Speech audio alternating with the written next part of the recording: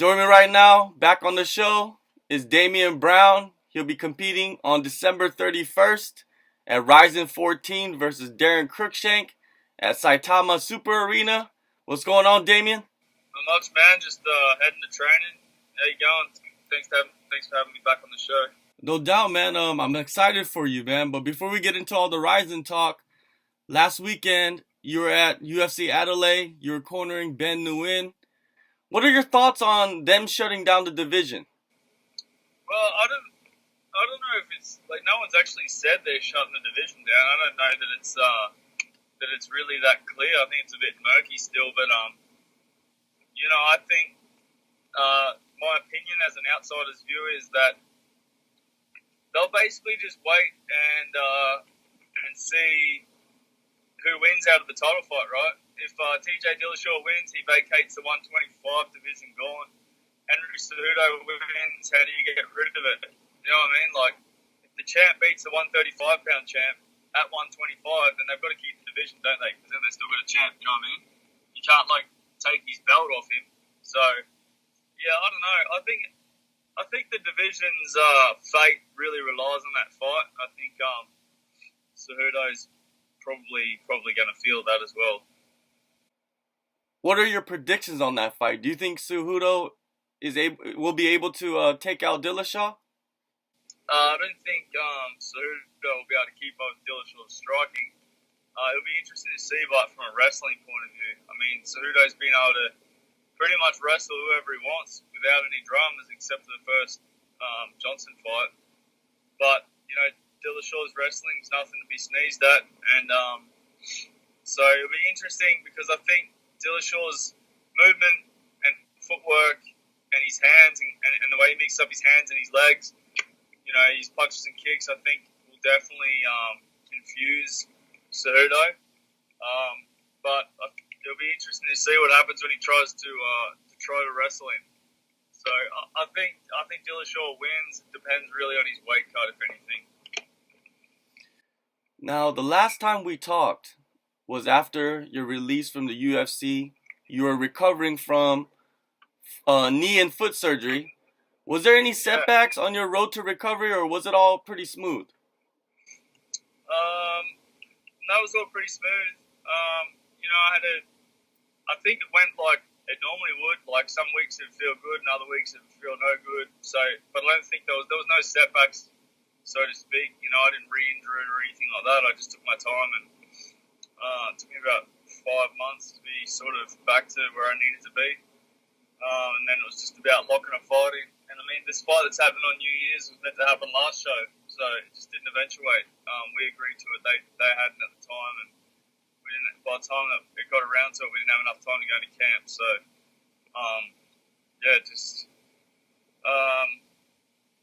no setbacks. Everything went smoothly. I feel unreal right now. Running, sparring 100%. Like there's no dramas. Before you locked in this fight, were there other promotions that were, coming at you, trying to get you to lock down a contract? I wouldn't say coming at me. I mean, I got offered a couple of fights in Australia, but I was never going to fight back home. If you look at this thing like a business, when you fight back on the local circuit, you're going back to square one. Like, there's no money in that. There's no money in it, and a lot of guys will come back here and try and get a few wins and go back to the UFC. Well, man, I turn 34 next month. I'm not in this game to get a few more wins and get back to the UFC when I'm 35, so 34, 35. So for me, the risk of losing on the local circuit for no money and just to get back to the UFC wasn't worth it. So as far as I was concerned, it was just about getting the right opportunity overseas. I spoke with Bellator a little bit, not a lot. I spoke with the matchmaker from Bellator, and pretty much. But when I left the UFC, it was all about I just really wanted to fight on Rizin. You know what I mean? Like I really wanted to fight in Japan. It was a big deal for me, and yes, that obviously came to, and they were interested in me. So when I spoke to them, it was a no-brainer. I mentioned that I was interested, and they told me they were interested, and we just pretty much waited for a fight to come around. And and it literally happened in weeks.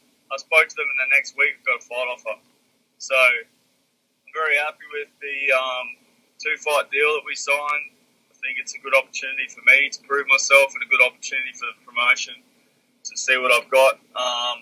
And yeah, I think that I got the biggest fight I could have got outside the UFC as well. So Daron Cruickshank's a talented and dangerous opponent.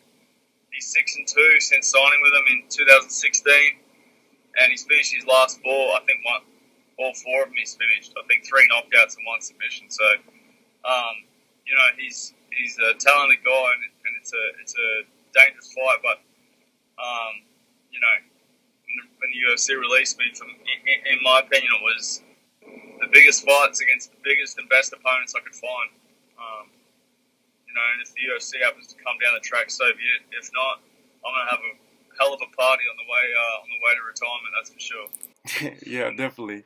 Daron Cruickshank, you guys have a lot of similarities. You guys are the same age. You both fought for the UFC. You both went directly to Rizin after leaving the UFC. You're foreigners. You're strikers. But what's different about you from him? Well, I think just the willingness to throw down. I mean, he's a taekwondo kind of guy. I got a karate background. You know, there is a lot of similarities, but at the end of the day, when we're standing in the pocket, he doesn't want none. And you know, that's not a disrespectful thing, but if you have a look at his fights, when he's in the pocket, he hits and moves like he doesn't want to get into an exchange. You know what I mean? He doesn't want to brawl. And I think that's the difference between me and Daron, is that one of us is willing to throw down and go to sleep, and the other one's not. So I think that'll also be the difference in this fight. Do you believe that your style will make you into a fan favorite in Japan? I hope so. I mean, I've always felt like that, and a lot of people have told me that. So I certainly hope so. You know, I'm looking to go to Japan and put on only exciting fights, and I know Japanese fans and Japanese MMA don't really care about your win-loss record. You know, obviously they like fighters with winning records, but they don't really care about your win-loss record. All they really care about is the fights and the you know, the entertainment factor. So I'm kind of hoping that if I just go over there and be myself, then you know, they'll be into me. We've talked about this before. You don't care about titles. You want big fights. The Japanese fans, they don't really care about wins and losses. They care about your performance. It's almost like a perfect store for you right now. Yeah, man. Like I said, it was everything I wanted, and it happened. And it was a great deal, especially for a first fight outside the UFC and a first fight with the new promotion. So I got a fantastic deal, and I got the biggest opponent pretty much they've got on their roster. I mean, you know, sure they've got some guys with, you know, a bit more superstardom or whatever, but, you know, in terms of winning records and, you know, poster boys, like, he certainly made a name for himself over there, so I'm super impressed with that. So hopefully, you know, hopefully it leads to big things. So I'm looking to go over there and make an impression. It says a lot about you because you just mentioned that he has built a lot of hype for himself. He's on a 4-fight win streak. He's beaten a lot of top contenders in the division. How big of an opportunity is this? You know, I know it's a big opportunity, but man, your first fight, you're fighting basically the champion of the division in a way. It's as big opportunity as it gets. That's what I was saying. Like, you know, I could go and fight in Australia and fight people that no one's heard of, and you know, it's MMA, man. Anyone can catch you. You know what I mean? Submission or knockout. So, no matter how much you believe you're the best in the country or whatever in your local circuit, it still doesn't change the fact that anyone can beat you. And the risk far outweighs the reward, in my opinion. So it was about finding the biggest fights across the world that I could find, and Daron's that, man. You know, he's created himself, you know, a bit of a persona over there, and people love him, and You know, he's knocking dudes out, and he's got that stand-up style, and he doesn't grapple. So he's he's the biggest fight that I could get, and I asked for it, and I got it. So at the end of the day, it just falls back on me to go over there and make an impression. You know, I just got to go over there and get my job done, and hopefully, you know, get it done in style. There's a lot of pageantry, you know, to Rizin, to Japanese MMA. Are you going to have a persona? Are you going to go out representing Australia in a certain way? Man, I got a wicked walkout song. I can't give it away, but everyone's going to be like, what the hell? But, yeah, I got, you know, I'm not going over there dressed as an Aussie, like dressed in Aussie flags or, you know, dressed like Top Gun or anything like that, man. I'm going to go over there and be myself. I'm a fun kind of guy. You know, I live a life of humor, and I'll just go over there and just do me, and hopefully they'll dig it. Stylistically, how do you match up against Cruickshank? You know, I think I look for the finish, and he looks to score a lot of points. You know, he wins a lot of decisions. That's that Taekwondo martial arts background. You know, he's got a constant pressure, heaps of leg kicks. Heaps of body kicks, and he loves throwing kicks. So he racks up those points. But I think that my hands are better than his, my grappling's better than his, my wrestling's better than his. So you know, I think inside boxing range, I got the advantage, and sitting on the outside, I don't. So we'll see what happens. You know, I don't have my kicks go right as well. So you know, the last person I fought ended up with a broken leg. It's just the way.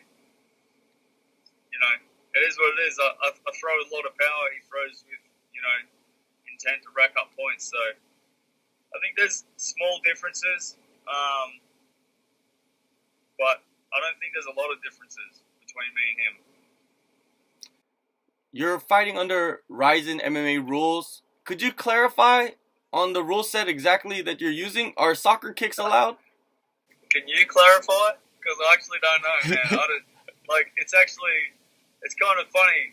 I think their rules just suit individual fights. But, yeah, there's soccer kicks allowed. Me and Daron both agreed to elbows, so as long as it doesn't change, I believe we'll just be fighting under normal Japanese MMA rules with elbows.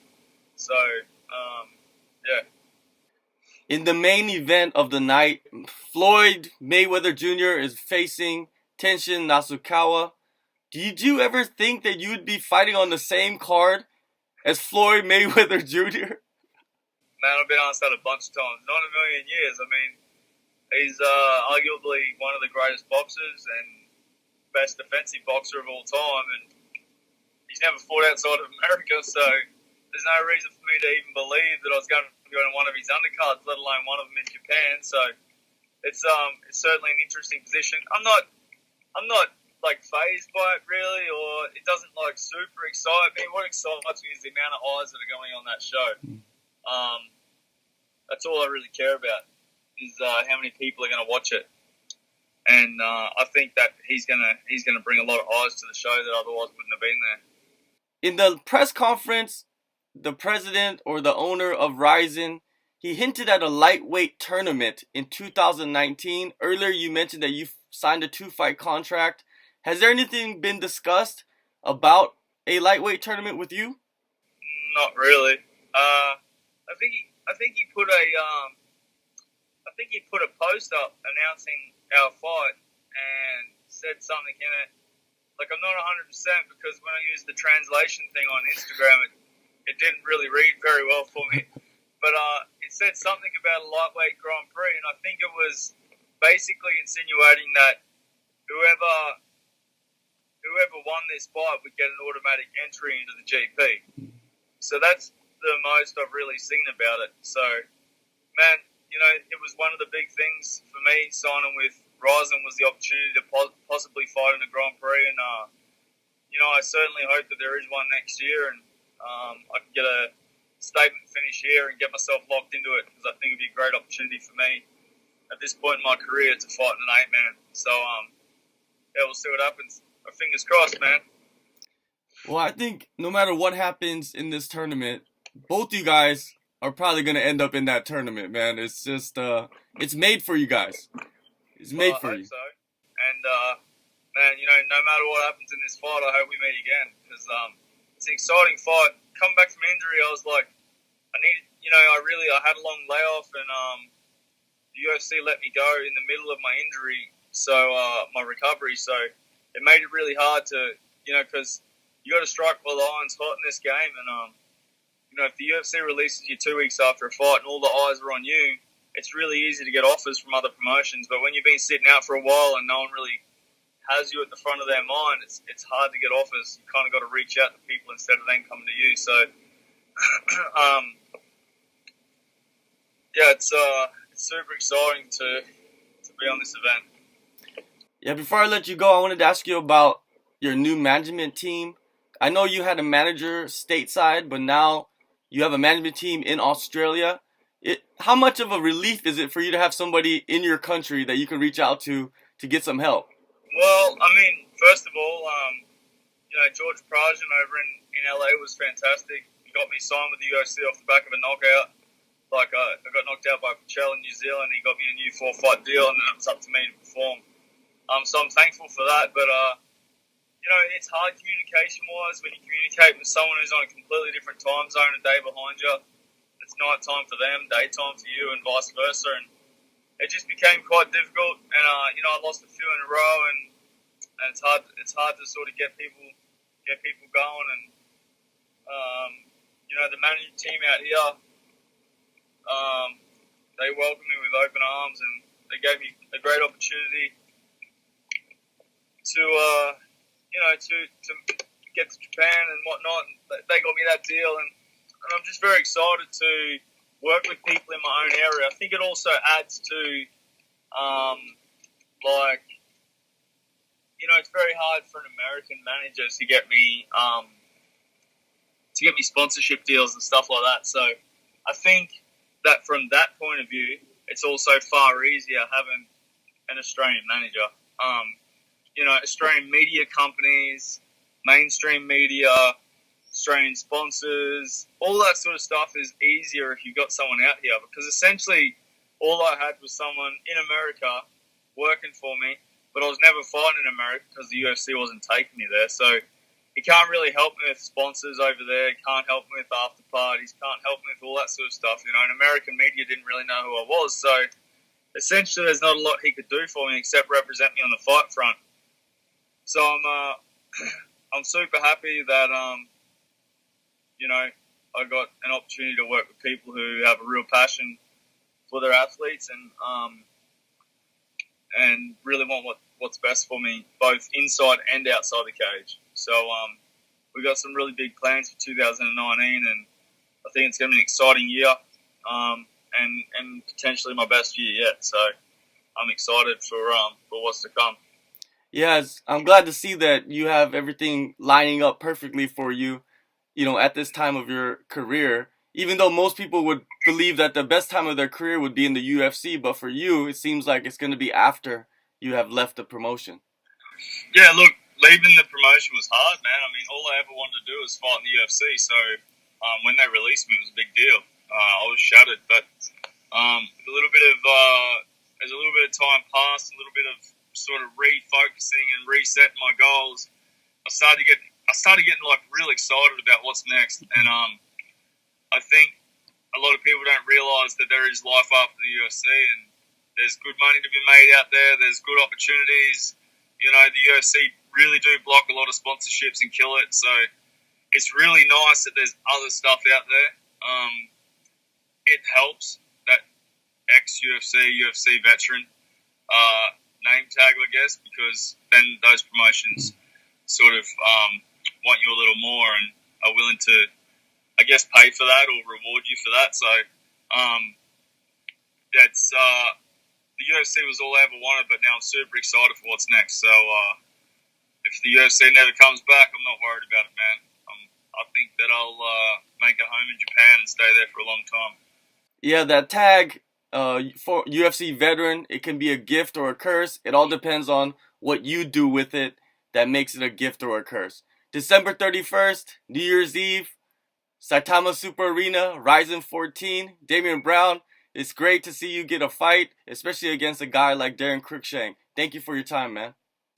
Thank you, man. I appreciate it.